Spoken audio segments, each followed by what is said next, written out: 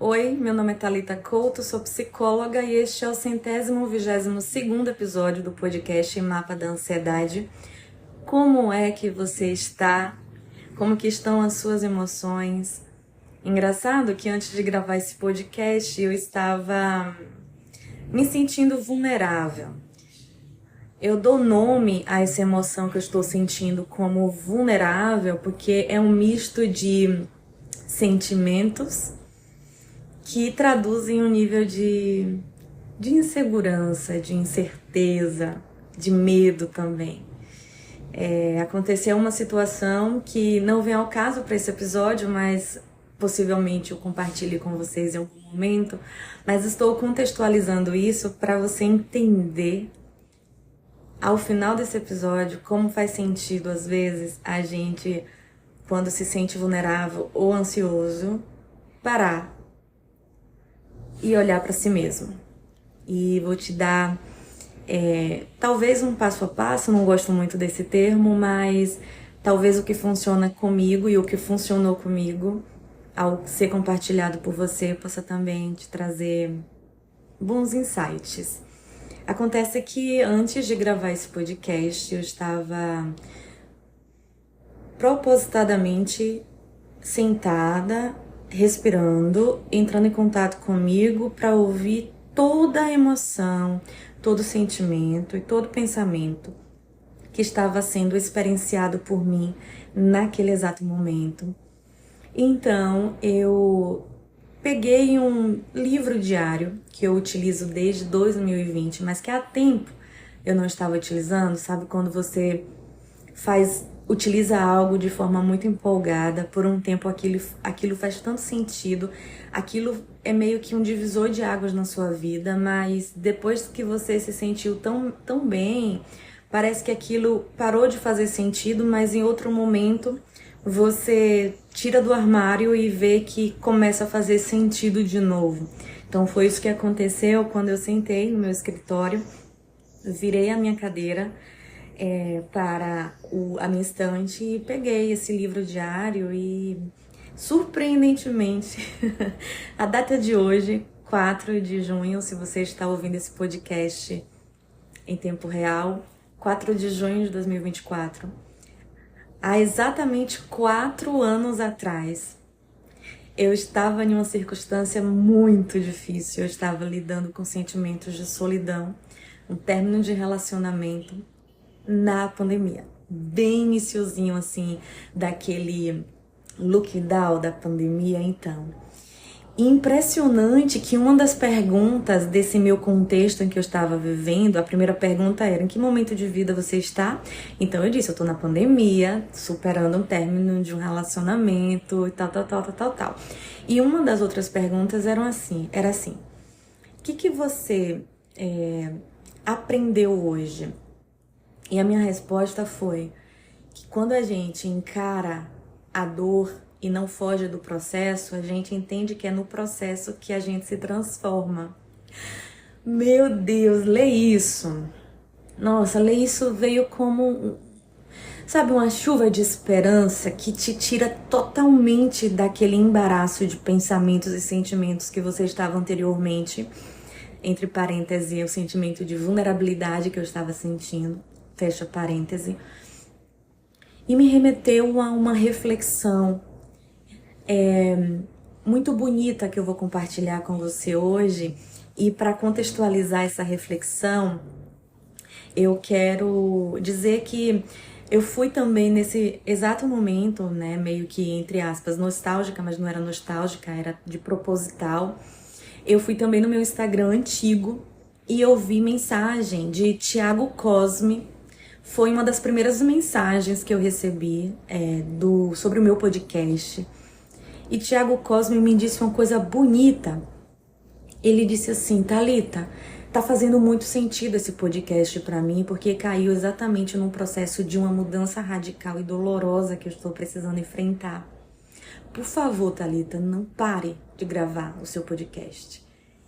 E ao mesmo momento que Thiago Cosme estava vivendo um processo de mudança, foi exatamente nessa mesma data que eu recebi essa mensagem, que eu também escrevi no meu livro diário sobre processo doloroso, né? Enfim, eu vou iniciar agora a nossa reflexão, mas deixa eu perguntar, você tá ainda aqui, Tiago?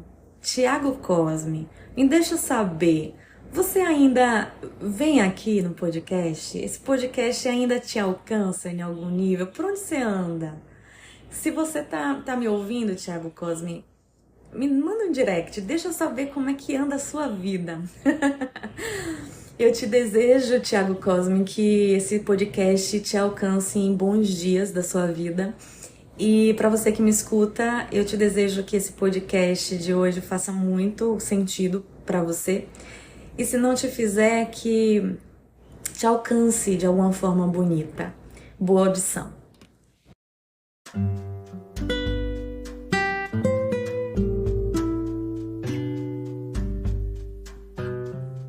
Era junho de 2020, há exatamente 4 anos atrás, em que eu tinha decidido, depois de longas sessões de terapia, não desistir de encarar a dor. Você já sabe que por muito tempo eu fui dependente emocional e eu estava há muito tempo trabalhando em mim a ideia de que eu conseguiria sair de uma relação que não me fazia feliz, independente da dor que me dominava. Só que depois de algumas sessões de terapia, de muita reflexão, de muitas lágrimas, de muitos pensamentos negativos sobre a vida, sobre continuar a vida inclusive, eu tinha decidido que daquele dia em diante eu ia sofrer o que eu precisaria sofrer e eu já esperaria, a partir daquele dia, que a dor seria minha companhia. Eu não queria mais continuar resistindo à dor de mudar, porque a dor de não mudar estava sendo muito mais dolorosa. E há 4 anos atrás eu estava precisando ficar em lockdown, em um processo de término de relacionamento, perda de 2 gestações, luto da perda do meu irmão, que havia sido muito recente. Mas eu sabia que uma dor não se misturava a outra dor e que não era o momento de eu desistir de mim mesma. Não era o momento de tornar mais doloroso o que já doía só porque haviam outras dores em volta.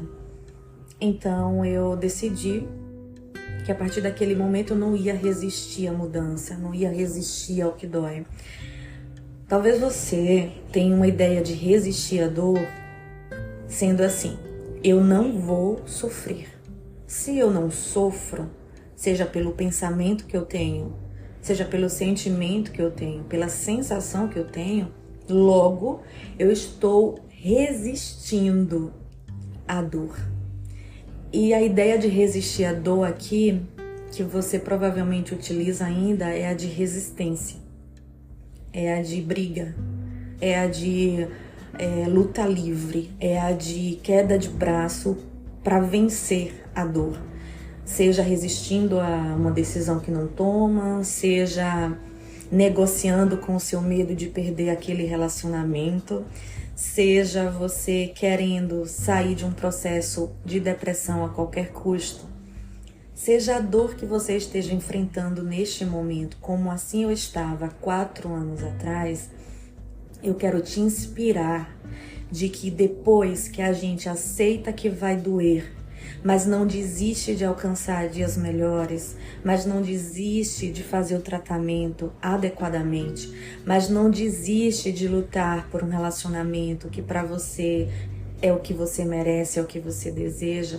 Depois que você não desiste de você e que você escolhe a você mesmo, que você escolhe a sua saúde mental, que você escolhe a honrar você mesma, independente do sofrimento que isso envolve, aí sim acontece uma coisa muito bonita.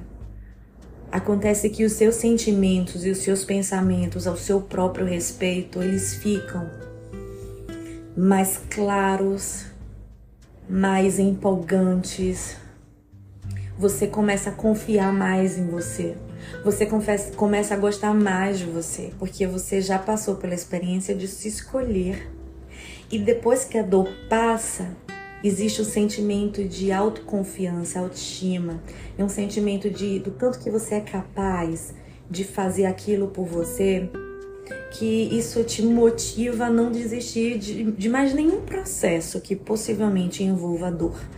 Você começa a não resistir aos sentimentos difíceis. E se você me perguntar, Thalita, naquele exato momento, há 4 anos atrás, em que você estava muito mal, em que você tinha pensamentos de que se fosse para viver sentindo tudo aquilo, era melhor não viver.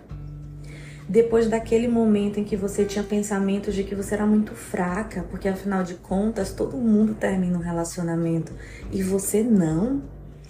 Naquele momento em que a sensação que você tinha era de que você tinha um sério problema psicológico, porque você não conseguia se livrar da dependência emocional. Depois daquele momento que só você sabe, e que talvez você que está me ouvindo sente ou já sentiu, né, possivelmente essa minha experiência, você passaria de novo por esse processo? Você encararia a dor? E eu vou te dizer com muita honra, sentimento de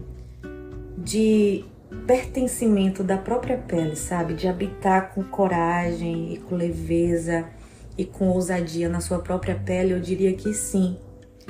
Eu passaria de novo pelo processo de me escolher. Mas para eu me escolher, não só o processo terapêutico foi fundamental, e às vezes eu te digo isso e dou um enfoque nesse momento, um foco maior nesse momento ao processo de terapia, porque às vezes você acha que tem os recursos suficientes para lidar com aquilo, ou às vezes você acha que tá forte, mas se perde no meio do caminho, ou você acha que só porque aquilo passou um pouco e você acaba se esquecendo dos seus processos, você não sente a necessidade de terapia, né? E isso eu entendo, é assim que a gente vive desde que o mundo é mundo, né? A gente é ensinado a, depois que a gente é adulto, a gente saber o que fazer com aquilo que dói, né?